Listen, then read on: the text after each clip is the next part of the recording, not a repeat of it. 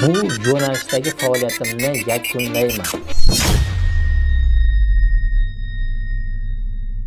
Meni ismim Davron.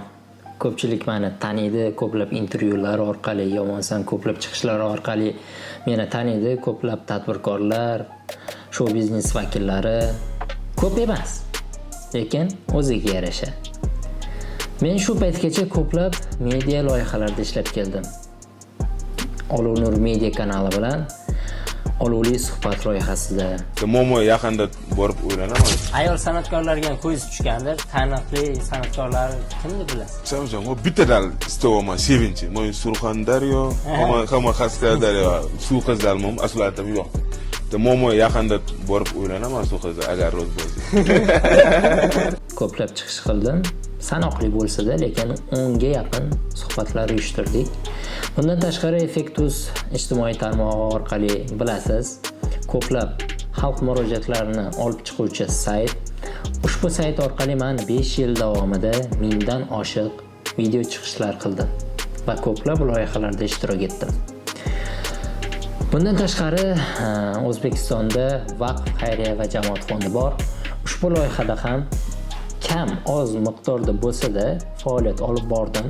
Qisman bo'lsa-da, aytmoqchi bo'lganim shu paytgacha ko'plab loyihalar, media loyihalar, ko'plab intervyular, klip syomkalarida ishtirok etdik.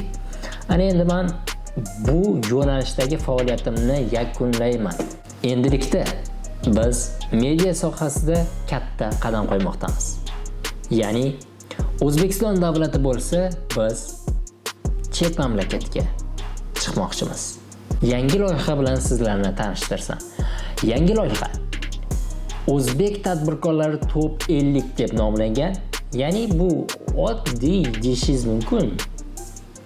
Nima bo'pti? Top 50 ta o'zbek tadbirkori bo'lsa, yo'q, adashasiz. Dunyodagi top 50 o'zbek tadbirkorlar. Rossiya, Ispaniya, Fransiya, Janubiy Amerika, Janubiy Koreya, Shimoliy Koreya, shuningdek ko'plab Yevropa davlatlarida o'zbek tadbirkorlari juda ham ko'p. Bu nimani anglatadi azizlar? O'zbeklar dunyoni egallamoqda. Ular o'ylashi, ular fikrlashi, ular dunyo tajribalaridan kelib chiqqan holda qilayotgan ishlari shunchaki super. O'zbekistonda ham bor tadbirkorlar, yirik tadbirkorlar, biznesmenlar mavjud. Ammo biz chet mamlakatdagi o'zbek tadbirkorlarning faoliyatiga qiziqmoqdamiz. Bu narsa sizga ham qiziqdir.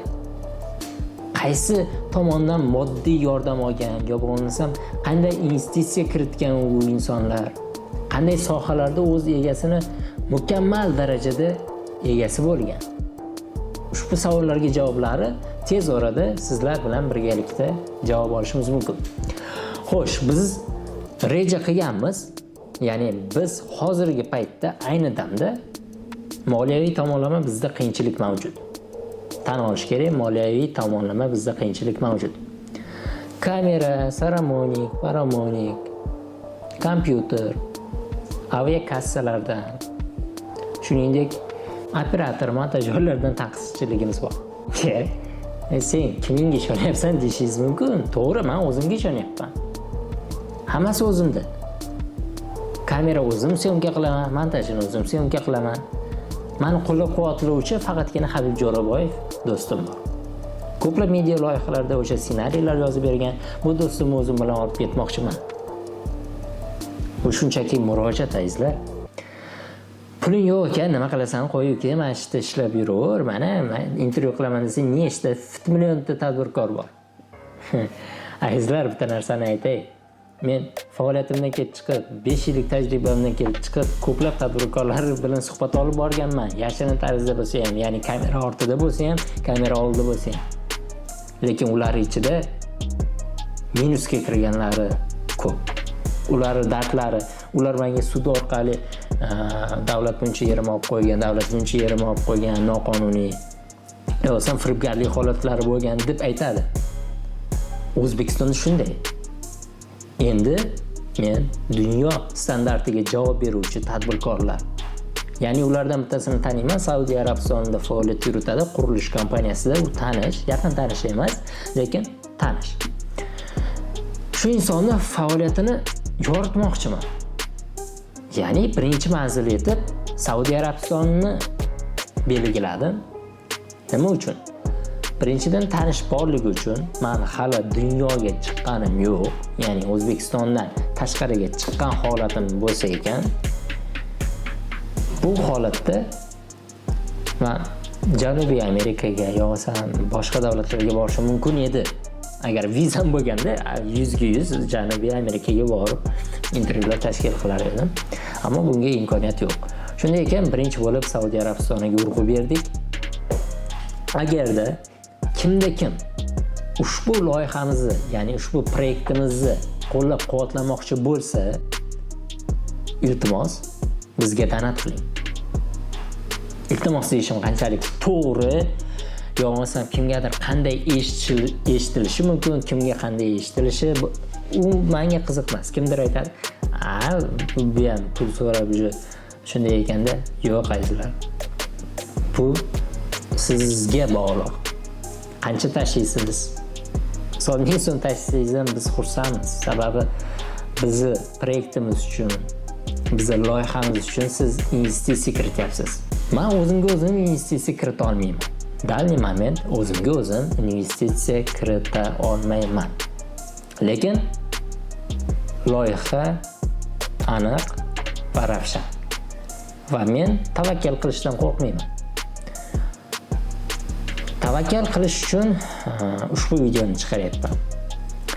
Va shuningdek esdan chiqdi, agarda bizni qo'llab-quvvatlamoqchi bo'lganlar bo'lsa, boshqa tomondan ham aytaylik, kimdir tur firmasi bo'lsa, yo'qsa kimdir bitoviy texnika, ya'ni bitoviy texnika deb uzr, texnika tomonlama, syomishnik texnika tomonlama qo'llab-quvvatlamoqchi bo'lgan yurtdoshlarimiz bo'lsa, bizga ushbu ekraningizda ko'rib turgan raqamlarga aloqaga chiqishingizni so'rab qolgan bo'lar edik. Shuningdek, ko'plab tur firmalar mavjud. Ushbu tur firmalar ham iltimos bizga aloqaga chiqishingizni xohlar edik. Biz sizning brendingizni